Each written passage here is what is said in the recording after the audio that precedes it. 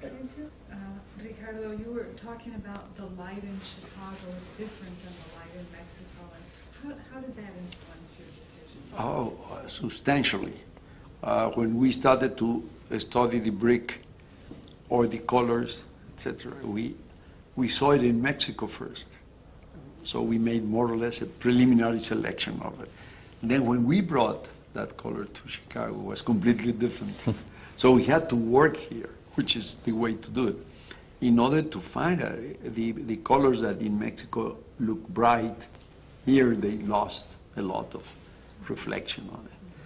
And so we were talking about tools. And it's one of the things that when you visit a place and you want to respect the culture, which is what we did. And there's a lot of discussion about this thing of working outside of your country, that if you can understand the culture. And I think the attitude is to be very respectful of the culture. At the same time, they ask you to do a building based on what you have done before. So it's not a matter of ignoring and saying, now we're going to forget that we're Mexicans, now we're going to be Chicagoans. It's not possible, and it's not the right thing to do, because it's the collaboration between the two cultures. The first thing is working with local architects. We got associated with POA in a wonderful experience. It couldn't have been better, because it was not only a matter of they doing the drawings. It was not only the matter of they understanding the codes. No, it was really collaboration about comments, about culture, about the scale, etc. And the decision was taken very naturally.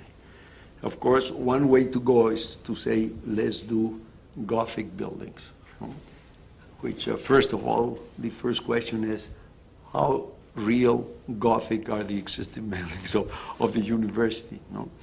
And when they were done, I can imagine it was a shock. When we were here, let's say we said, we were looking at Chicago at that time in the 50s, a rather industrial city. So I can imagine that Mies van der Rohe was a shock. Imagine to come in a city like this with glass buildings. So it's not a matter of saying, I am imposing a culture. No, you're collaborating. And I think anything that you can do to improve a place, that is. And so it has been a lot of comments, some positives, some negatives, about color. But it's not the essence of the design. It's not the essence of our design, color. Color is one tool more. It may call the attention more in the US and other countries, because color for countries like Mexico is part of our life. I always even make the joke that I say that we are irresponsible in the use of color. But that happens in India, that happens in Africa, that happens. So it's part of it. It's not that you could say, no, the architecture of Victor and Ricardo is based on color. No, it's another tool. It's based on the other elements. What was the range of colors of brick that you contemplated before you chose this golden, orangish? Well, we started with the red brick. That's the one we received as a sample. And then we started saying, we could work with another brick, because every time you talk about brick, immediately, at least, most of the people refer to the red brick. And suddenly we found, talking with the manufacturers, that they were not only willing but very enthusiastic about having another colors. So that's the way we started to say, well, if we could have a color that reflects much more light, that makes the building as solid looking as brick, but to have the opportunity of reflecting more light. And that's the way we went to this orange one. I think it's important that now that we're talking about this, is to mention that it was emphasized that this residential commons is the first experience that the student has.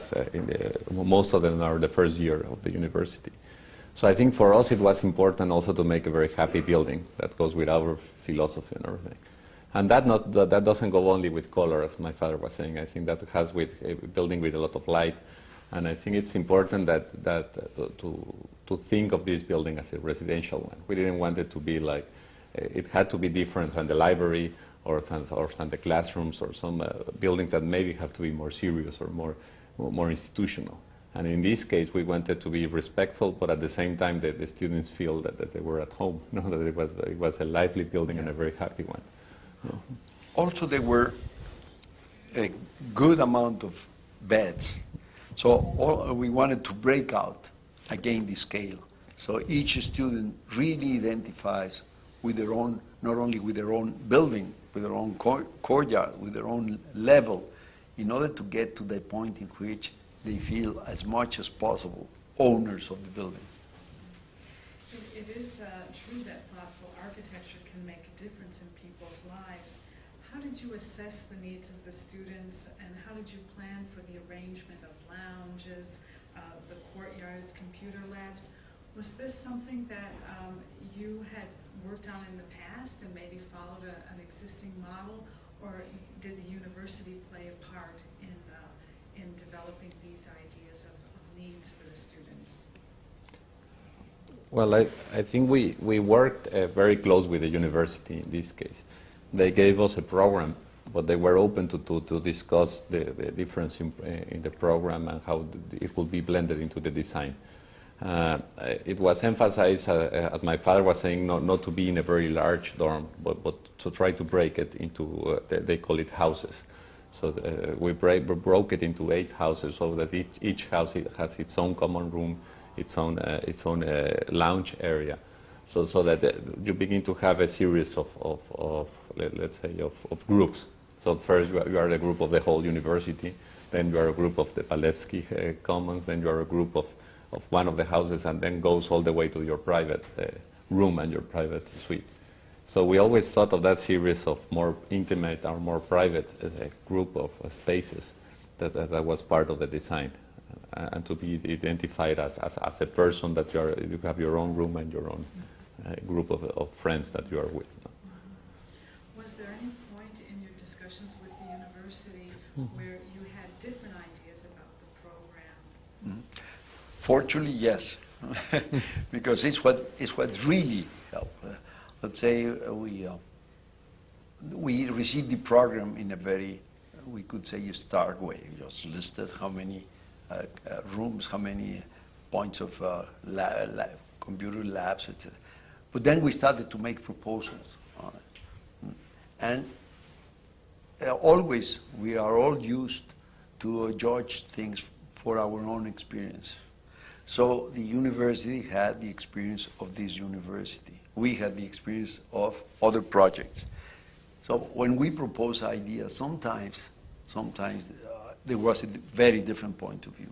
But by analyzing and discussing, sometimes we realize our proposal was not the good one, and vice versa. How much room of meeting room should be related to the corridor, how much noise is going to bring, how much outdoor life that room can have. And through that, the project started to evolve. But we worked very close with them, and we also worked not, I don't say absolutely close, but quite frequently with the students to receive the reaction to it. Could you give me some examples of student reactions and perhaps modifications that you made as a result of that? Well, some of them, there's one which is, I enjoyed very much, because in one of the presentations to the students, there was a kid very interested in everything. He was asking questions about corridors, dimensions, etc. And then at the end he said, and you have been talking about the possibility of bringing color to us. And I'm from Chicago, he said, so I think it's interesting to bring some colors. I can tell you, I can accept some grays. So his concept was that color was going to be some gray. When we presented the colors, they reacted. It was a surprise for them.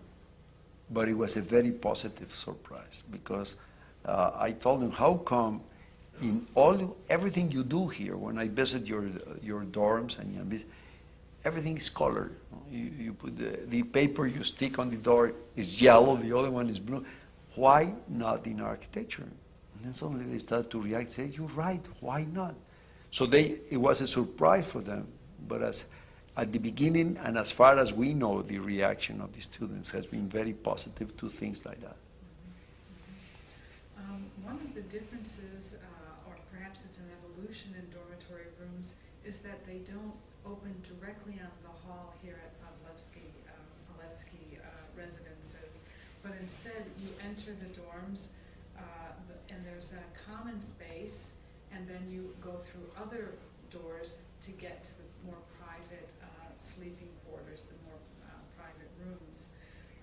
How did this part of the design evolve? Well, I think it's good that you mentioned the series of spaces, and I think it's important for the student to be able to be very intimate, in your room, and to be isolated in certain moments. But at the same time, you want to be to have all this relationship and interaction with the other students. So I think, for example, there was an intention of having a group, the rooms in 2 by 2, so that they can share a common in a small hall space and share the bathroom. So they interact, let's say, between the 4 students that are sharing these 2 rooms. And that goes, again, when you have a group of 20 rooms, then you have another lounge space.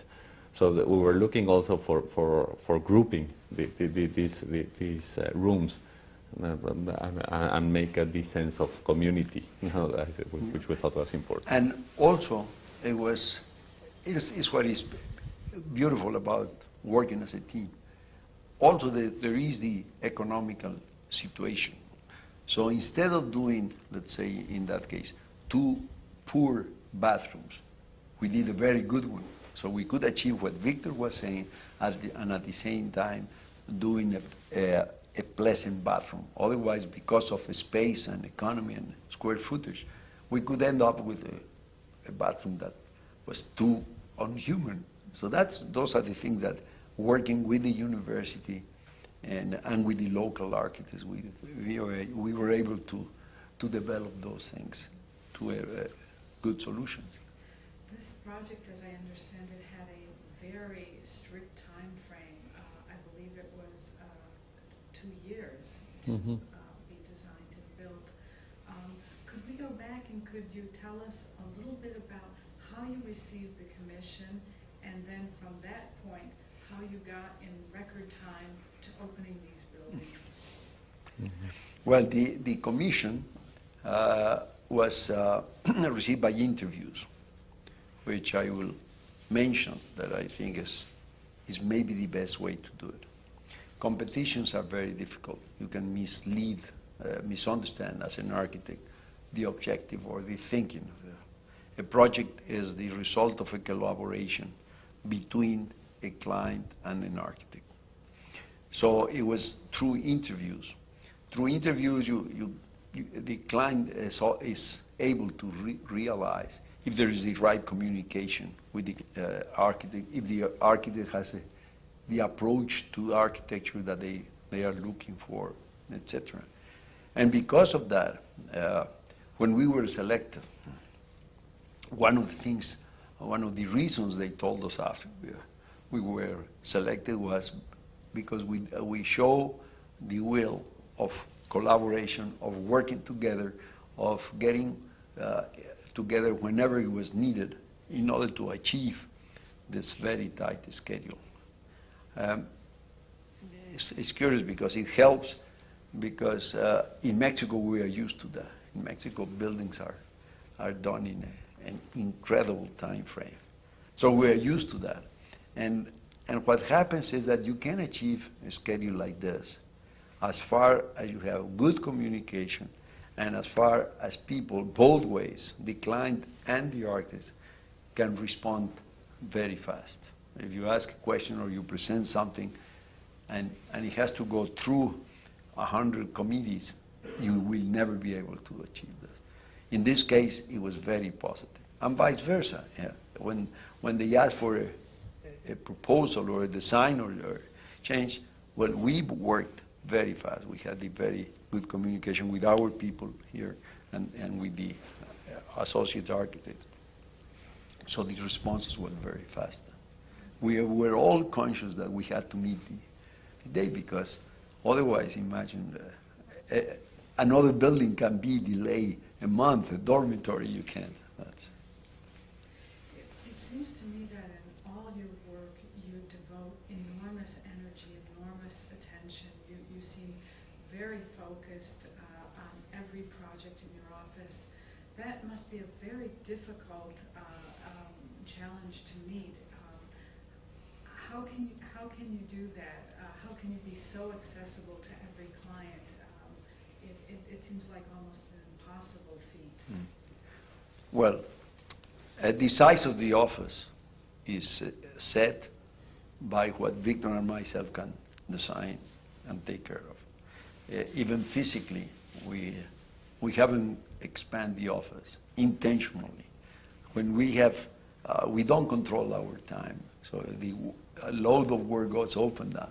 But when we have a peak, we prefer to hire some place, rent some place, but don't grow the office. So one is that we really try to control the volume of work, which is not easy. It's not easy for two reasons, because one is very difficult to say no to an interesting project. And second is that we don't establish the schedule. It's the client who establishes the schedule. But anyhow, we make our best on that. And the second is because we are both in love with the profession. So the margin is working a couple of hours more a day, or maybe some weekends, and then we control that. But it's the way. We don't believe in excuses. We don't want to have excuses that this was done badly because the time or the budget was too short. No, we want to really devote our time, and basically it's also passion, because it's when you're in love with what you're doing, you work whatever is needed.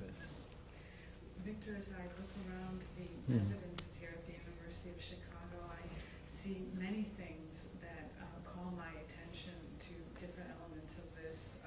Obviously, we talked about the color, but there are other things. For example, there are sometimes elements such as the structure, the beams in the rooms, that seem very large, and trying to call the user's attention to that element. Other things are very carefully detailed. The stainless steel hand railings, all of these elements. Could you tell me a little bit about the details and the care taken?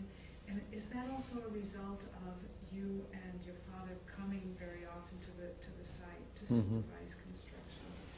Well, I think in this kind of projects, that, as you were saying, that they have a very tight schedule and a certain budget that you have to meet.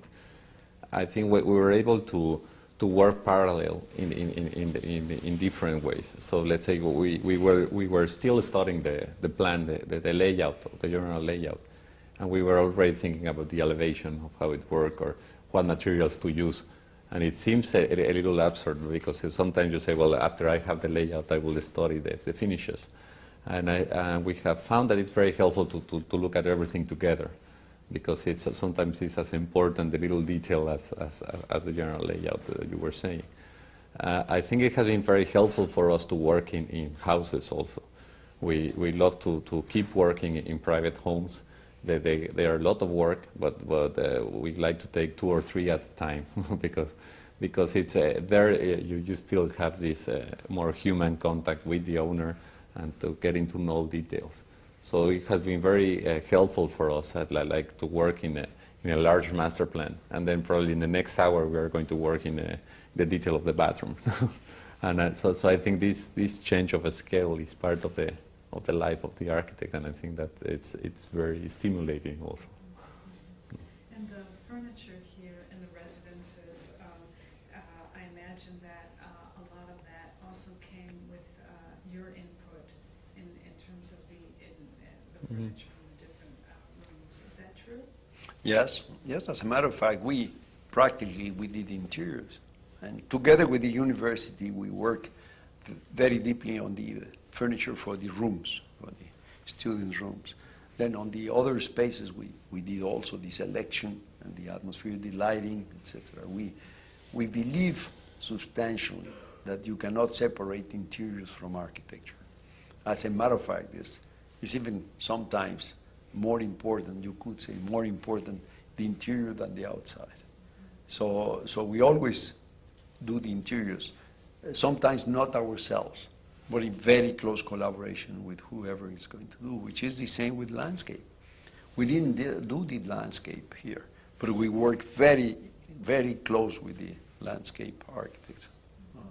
And I will insist a little bit more in what Victor was saying, is we have arrived to the conclusion that it's the only way you can design and get things right.